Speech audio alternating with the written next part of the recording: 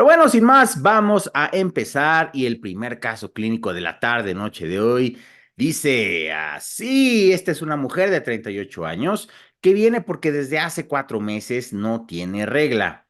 Dice que sus periodos iniciaron, primero empezó con periodos irregulares y ahora se han detenido por completo desde hace 4 meses. No cefalea, no cambios visuales, no galactorrea, no alopecia, no fatiga. Sus antecedentes heredofamiliares y no patológicos irrelevantes. Hace 5 años le diagnosticaron un linfoma no Hodgkin y recibió quimioterapia sistémica. No te sabe decir qué medicamentos, pero lo que sí te dice es que hace poco, hace unas semanas, fue con el hematoncólogo y no hay datos de recurrencia. No toma ningún medicamento. Hace un año le hicieron una citología cervical, la cual fue negativa para cáncer y no tiene antecedentes de infecciones de transmisión sexual. A la exploración física, su somatometría, a lo mejor ILMC un poco pasado en 29, frecuencia cardíaca TA bien, cuello normal, cardiopulmonar sin compromiso. Le haces un examen pélvico y si notas que para su edad tiene una mucosa vaginal seca, el útero móvil, pequeño en anteroversión, no se palpan tumores anexiales, le haces una prueba de embarazo, la cual es negativa. ¿Cuál de los siguientes hallazgos de laboratorio esperarías en esta paciente? Esta es una pregunta en dos pasos. No te preguntan cuál es el diagnóstico, sino además de saber el diagnóstico, debes de saber cuál es el patrón de los niveles de laboratorio. Vamos a poner FSH, LH, prolactina y TSH. Y en opciones A, B, C y D, y cada una de ellas está o elevada o normal o disminuida en los niveles séricos. Te voy a dar un minuto para que contestes y respondas esta pregunta en pantalla. Un minuto nada más. Esto para no retrasarnos más con los otros casos. Tienen un minuto y por favor, voten en pantalla. Se me pasó decirles de que si tienen alguna duda o pregunta, por favor, háganla en el apartado de preguntas y respuestas. Estamos totalmente en vivo, no es una sesión grabada. Y esta pregunta la pueden hacer pública o incluso la pueden hacer anónima, como ustedes gusten. 20 segundos.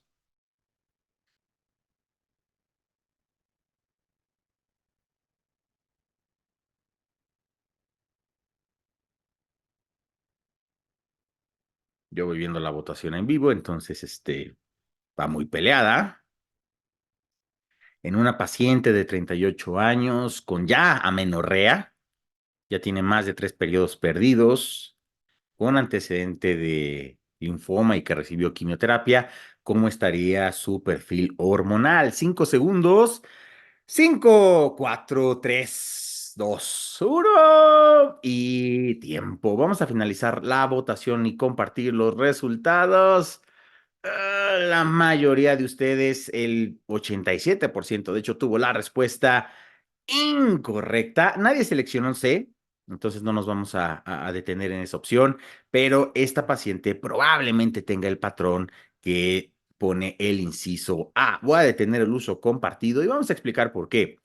Entonces, el antecedente más importante de esta paciente, porque es una paciente que no debe de encontrarse cerca de la menopausia, en México recuerden que está más pegado cuando las pacientes cumplen 50 años, es el hecho de que recibió quimioterapia sistémica para un linfoma no Hodgkin. Entonces, probablemente esto le causó un hipogonadismo primario. Porque si se acuerdan bien, y esto lo vemos en el curso del doctor Vago también, generalmente, aunque eso cambia, siempre les preguntan cuál es el esquema para linfomas no Hodgkin. Existen muchos esquemas, pero el que generalmente preguntan en el ENARM, en el USMLE, en el MIR, es el R-CHOP, que es rituximab, ciclofosfamida, adriamicina, vincristina y prednisona. La ciclofosfamida es un medicamento que quema las gónadas, entonces provoca hipogonadismos incluso en pacientes en edad fértil. Entonces, al haber hecho pues pomada a los ovarios de esta pacientita en etapa fértil, recuerda que pues la hipófisis no sabe, no se han comunicado con ella que los ovarios no van a responder a ningún estímulo. Entonces, la respuesta de la adenohipófisis es aumentar los niveles de las gonadotrofinas, la hormona folículo estimulante y la hormona luteinizante, que recuerda que a pesar de sus nombres se encuentran tanto en hombres como en mujeres.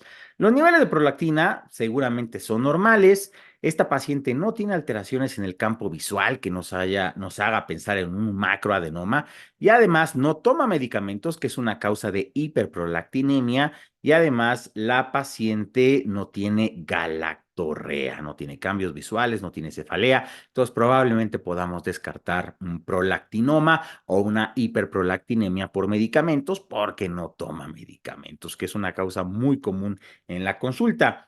Y TSH pues debe de estar normal. De hecho, todas las opciones son normal, es para seleccionar normal, porque la paciente aparentemente no tiene datos de hipo o de hipertiroidismo, que en el eje sexual en ocasiones no se afecta tanto, pero la paciente no tiene taquicardia, no tiene fiebre, no tiene exoftalmos, no tiene aumento de peso, no tiene alopecia, que es probablemente a lo que se refiere el evaluador, no tiene fatiga. Entonces, con esos datos yo podría seleccionar el inciso A. Tiene un hipogonadismo primario porque que fue por medicamentos y los niveles de las gonadotrofinas están elevadas, por lo tanto.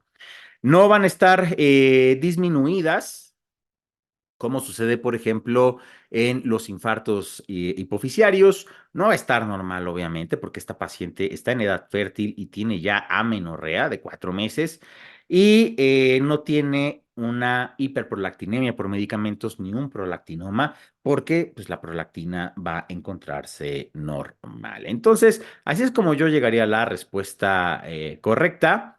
Y te dejo esta tabla.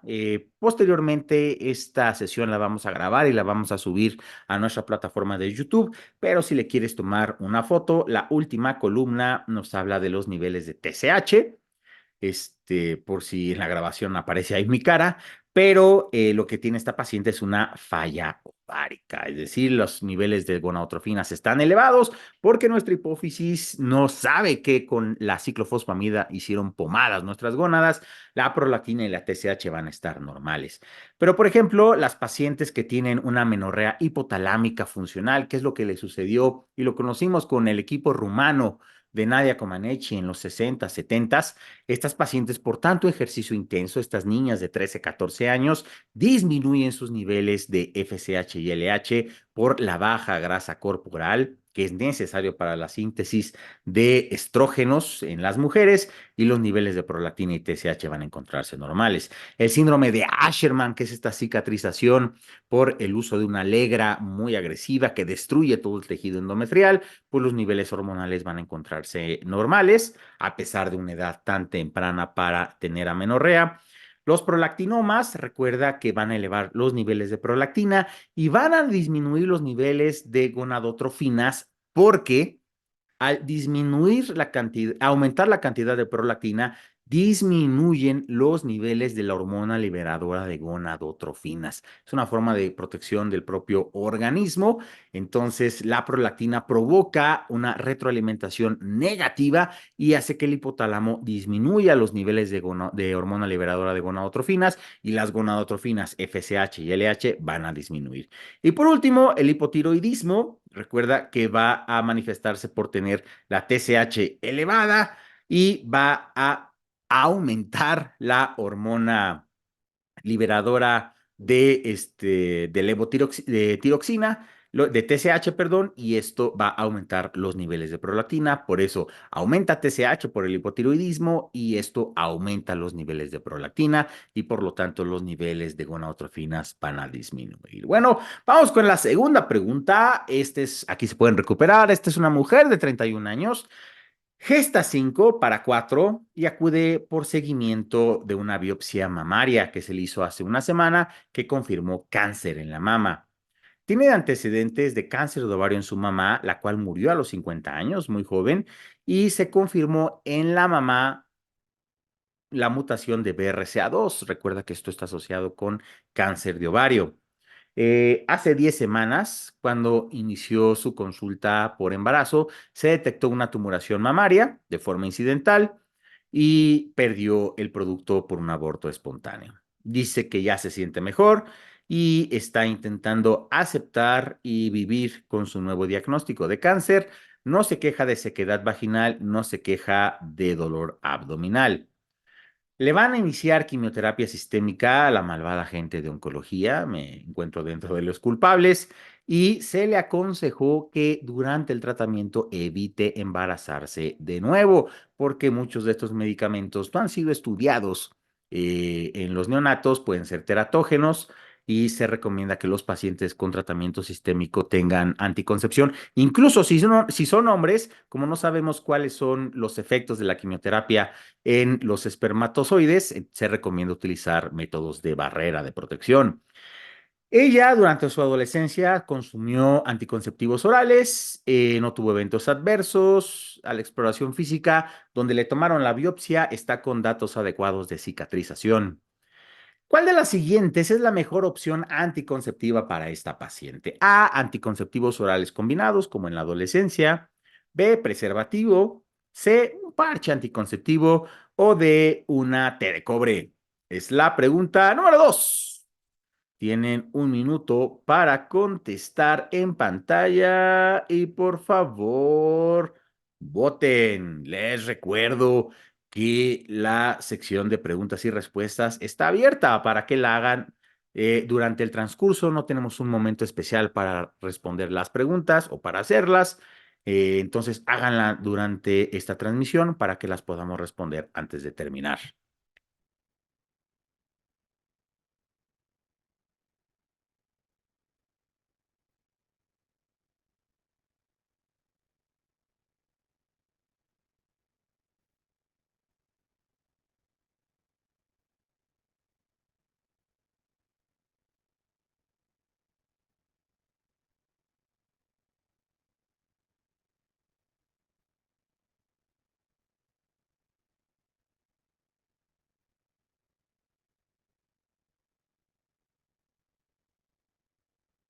5 segundos.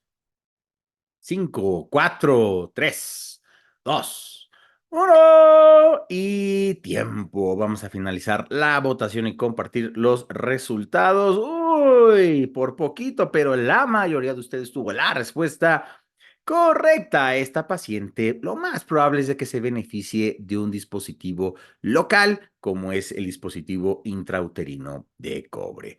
Todas las opciones fueron seleccionadas. Muchas personas pusieron incluso de segunda opción el preservativo, que también siempre es una excelente opción, no solamente para prevenir un embarazo, sino para evitar infecciones de transmisión sexual. Pero de forma general, esta pregunta seguramente la hizo un oncólogo. Entonces, el punto de enseñanza, como dicen los americanos, es no utilices agentes hormonales por ninguna razón en pacientes con cáncer de mama. Yo sé que ustedes conocen que el cáncer de mama puede expresar receptores hormonales o puede ser que no. Eso lo vemos también en el curso del doctor Vago, pero generalmente los oncólogos no son, ni los hematólogos somos muy proclives a utilizar hormonas en los pacientes con este diagnóstico.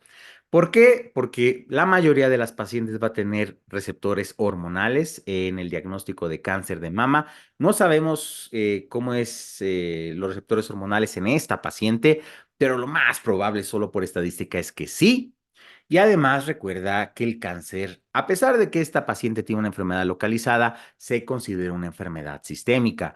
Entonces, el hecho de tener cáncer, en la mayoría de los casos, sí es una condición procoagulante por distintos factores, tanto de crecimiento, citocinas, etcétera. Y recuerda que de alguna manera la sustitución hormonal para reemplazo o para anticoncepción aumenta el riesgo de trombosis.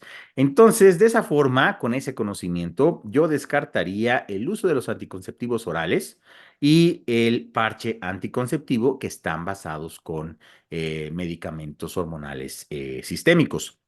El preservativo es una excelente forma de prevenir infecciones de transmisión sexual, pero recuerda que de acuerdo a la eficacia que existe como método preventivo del embarazo, de planificación familiar, puede ser que en un año hasta tenga un fallo alrededor del 20 al 25%.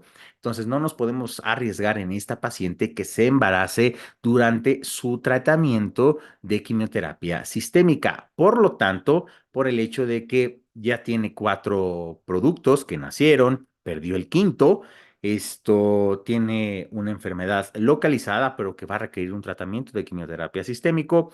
Lo que más le conviene a esta pacientita es un dispositivo intrauterino de cobre. Recuerda que hay algunos dispositivos intrauterinos que sí tienen hormonas sistémicas para mejorar la anticoncepción, pero no se recomienda en los pacientes con cáncer. Y en los pacientes que van a recibir quimioterapia sistémica, si son hombres, se recomienda, si tienen relaciones sexuales, que utilicen un método de barrera como es el condón, porque no sabemos cuáles son los efectos en la espermatogénesis ni en los espermatozoides de la quimioterapia sistémica. Existen algunos datos, pero se considera que la evidencia es insuficiente para hacer alguna recomendación. Por lo tanto, se recomienda que los pacientes, si son varones en este caso, utilicen un método de barrera. Entonces, recuerda, hay algunas contraindicaciones absolutas para el uso de los anticonceptivos hormonales combinados, que los anticonceptivos es algo que se pregunta muchísimo en el examen nacional y un médico de primer contacto debe de dominar. Y uno, aunque no lo creas, seguramente ya lo conocías, es la migraña con aura. Recuerda que estas pacientes tienen mayor mortalidad de eventos tromboembólicos solamente por el hecho de tener migraña con aura y aumenta el riesgo con los anticonceptivos hormonales. Pacientes fumadoras intensas, pacientes hipertensas, pacientes con algún problema cardíaco, principalmente por el riesgo de trombosis coronaria, pacientes con diabetes que ya tengan daño a algún órgano blanco, ya sea macro o microvascular, pacientes con antecedentes de enfermedad tromboembólica por el riesgo que conlleva el uso de estos anticonceptivos, SAF. También es un factor de riesgo, antecedente de un EBC, principalmente isquémico. Cáncer de mama se considera una contraindicación absoluta, aunque no tenga receptores hormonales la biopsia del paciente, paciente con cirrosis o carcinoma hepatocelular, paciente con una inmovilización prolongada por el riesgo de eventos trombóticos o que se usen en el puerperio en menos de 3 semanas. Entonces, conoce estas contraindicaciones absolutas porque esto te lo van a preguntar en el examen nacional en un caso clínico y aquí con esta paciente con cáncer de mama es una contraindicación. Esta es una mujer de 18 años que viene a urgencias porque le duele su abdomen. El dolor es intermitente e inició en la mañana cuando estaba en su clase de yoga. En las últimas 9 horas se ha intensificado el dolor, tomó ibuprofeno pero no mejoró. Ha vomitado en 3 ocasiones. No tiene antecedentes de importancia. Su última regla fue hace una semana. No sexualmente activa por el momento. Resto sin nada que comentar. A la exploración física, el abdomen en la parte inferior tiene dolor difuso, más del lado izquierdo, no datos de rebote. El ultrasonido se lo haces ahí junto a la cama del paciente y tiene un tumor anexial izquierdo complejo que no tiene flujo Doppler. Tiene líquido abdominal libre que es mínimo. La pregunta es, ¿cuál es el mejor siguiente paso en el manejo de esta paciente de estas opciones? A, le hacemos una tomografía de abdomen y pelvis. C, le hacemos una culdocentesis. C, una laparoscopía. O D, le hacemos una BAF de esta masa anexial. Es la pregunta número 3. Tienes un minuto para contestar en pantalla. El último caso clínico de la tarde-noche de hoy. Tienen un minuto y por favor, voten.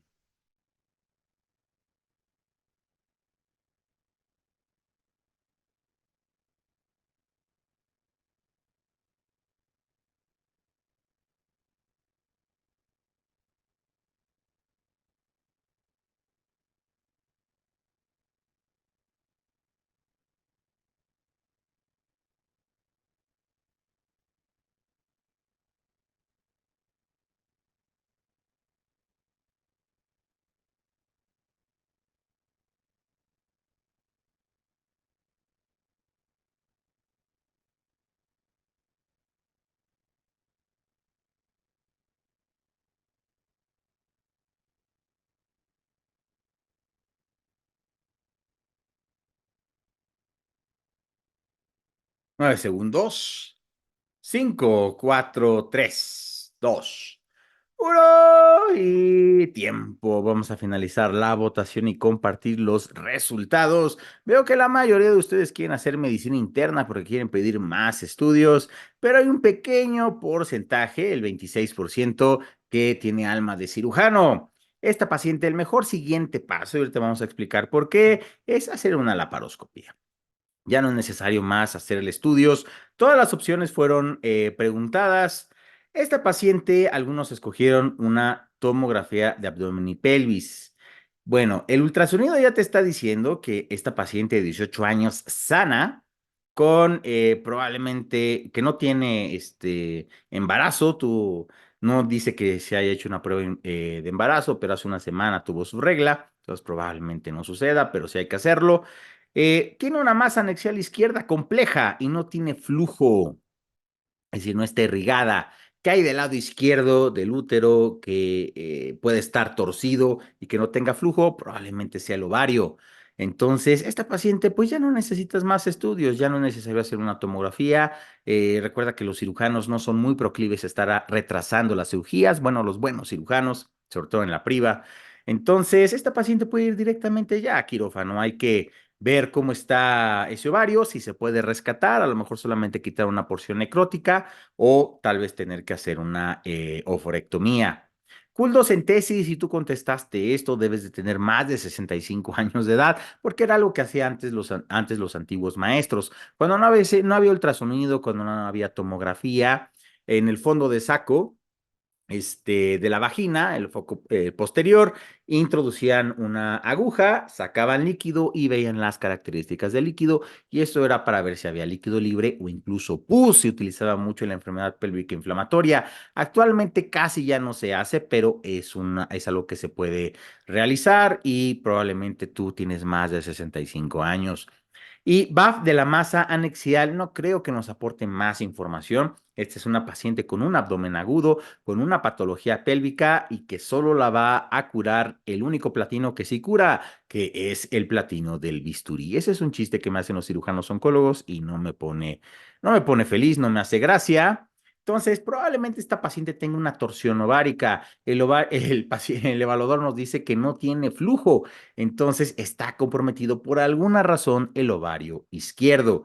¿Por qué se torció el ovario? Puede ser porque tenga un tumor. Eso lo vamos a ver a detalle en la laparoscopía.